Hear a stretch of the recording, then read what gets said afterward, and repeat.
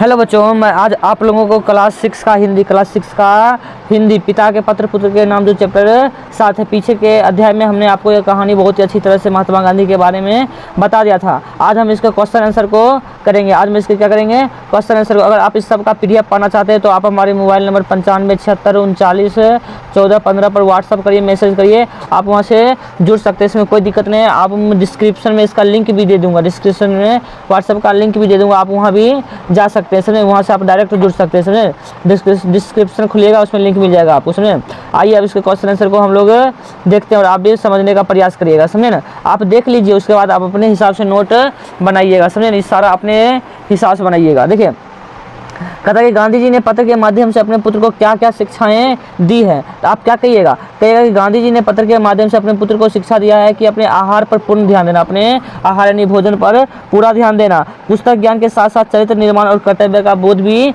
अनिवार्य है। चरित्र निर्माण और कर्तव्य का बोध भी अनिवार्य है। अपने कर्तव्य का पालन करना, अपने कर्तव्य का क्या करना, पालन करना। और 12 वर्ष की उम्र के बाद बच्चों को अपनी जिम्मेदारी और कर्तव्य का क्या हो जाना चाहिए, भान हो जाना चाहिए। मनुष्य के लिए आत्मा, परमात्मा और स्वयं का ज्ञान तथा अक्षर ज्ञान अनिवार्य, मतलब आत्मा, परमात्मा और स्वयं का ज्ञान और अक्षर ज्ञान भी जरूरी है। अमीरी और गरीबी की तुलना में गरीबी में जीना बेहद सुखद है। गणित और संस्कृत के विषय पर अधिक ध्यान देना। अपने कार्यों को नियत समय से करना चाहिए। कुछ भजन प्रार्थना में भी देना चाहिए। खर्च का मिस्या हिसाब रखना, मतलब कि मिस्या मतलब हुआ कि एक पॉइंट का हिसाब रखना, कहाँ कितना खर्च हुआ नहीं हुआ। आप ये सब पढ़ लीजिए, आपको जो अपना अच्छा लगेगा अपने हिसाब से नोट बनाइएगा। हम भी बुक पढ़े थे तो ये सब मिला था।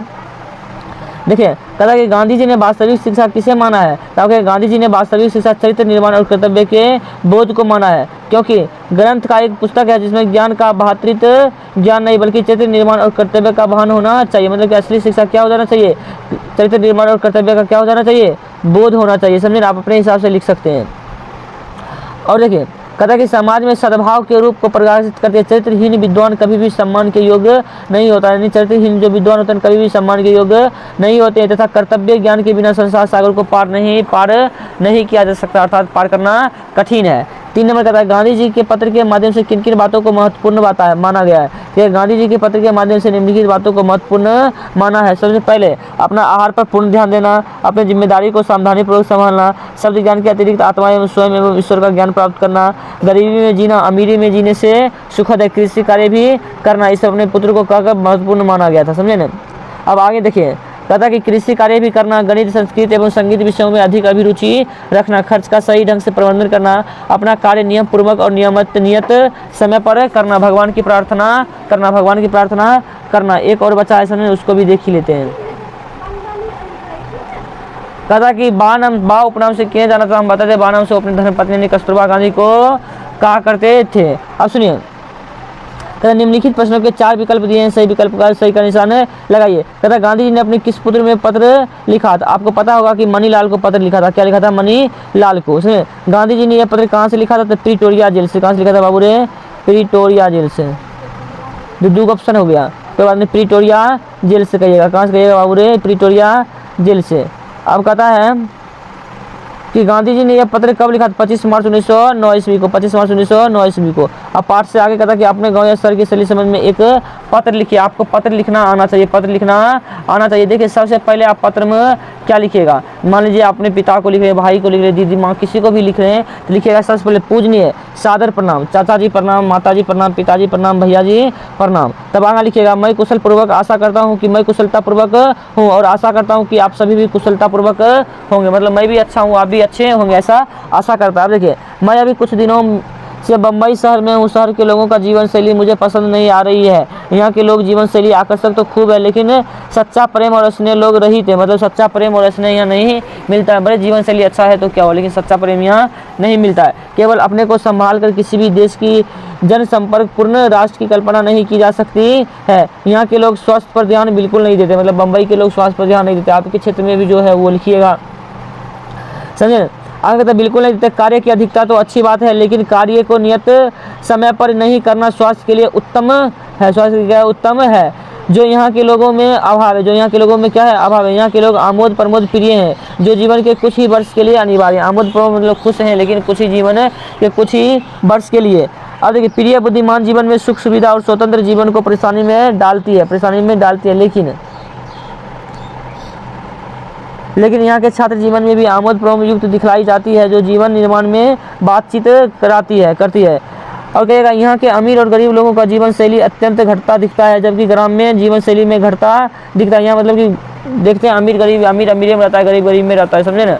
अमीर खूब अमीर हो जाता है, गरीब खूब गरीबी हो जाता है। आप मेरे पत्र को शहरी जीवन शैली पर विशेष रूप से विचार करके अपनी राय पत्र के द्वारा भेजेंगे, मतलब आप ही फिर लिख के भेजिएगा कि क्या सब आपके गाँव में हमारे पत्र से आप सबको क्या पता चला नहीं चला, आपका क्या रिएक्शन हुआ वो बताना। कहता कि माताजी को प्रणाम तथा छोटों को स्नेह भरा आशीर्वाद, आपका प्रिय पुत्र मुकेश कुमार। आप अपना नाम लिख सकते हैं, आप अपना नाम लिख सकते हैं, जो लिखेगा वो अपने नाम लिख सकते हैं।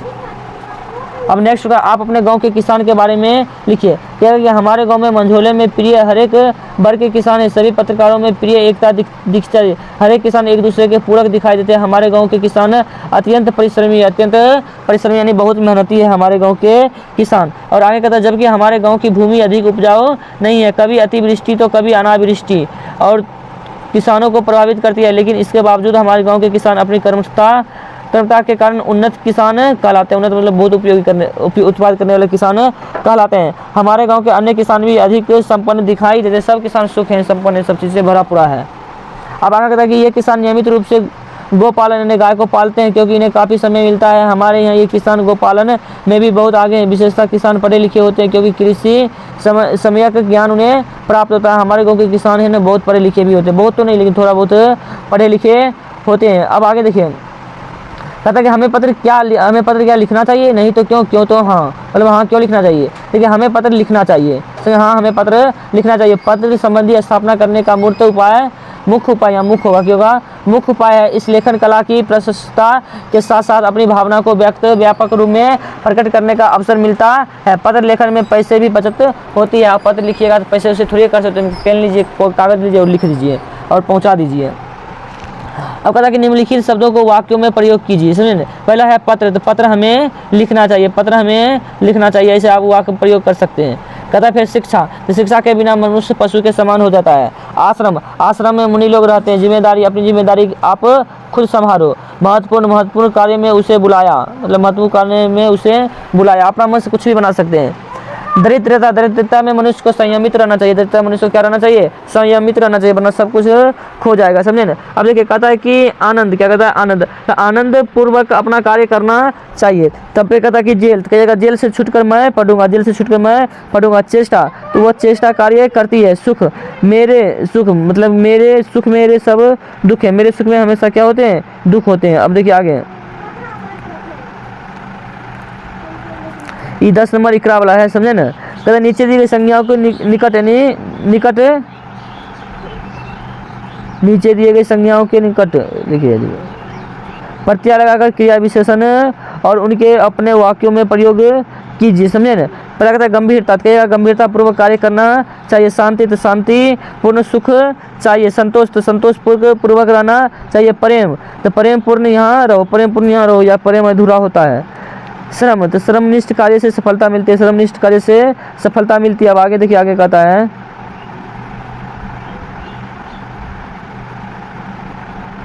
नीचे दिए गए कुछ भाववाचक संज्ञा दी गई, इसे विशेषण अपने शब्दों में वाक्यों में प्रयोग कीजिए। जैसे महत्वपूर्ण कार्य करना चाहिए। निश्चित पूर्वक कहा गया। उपयोगी वस्तु दान देना चाहिए। सहानुभूति निभास करना चाहिए। तो मानव गुणों को हमेशा अपने शरीर और अपने गुणों में धारण करना चाहिए। अपने गुणों को, मानवीय गुणों को धारण करना चाहिए। आपका चैप्टर यहीं खत्म हो जाता है। अगर आपको वीडियो अच्छा लगा तो चैनल को सब्सक्राइब करें और कमेंट करके हमें जरूर बताएं, लाइक भी कर दें, समझे ना।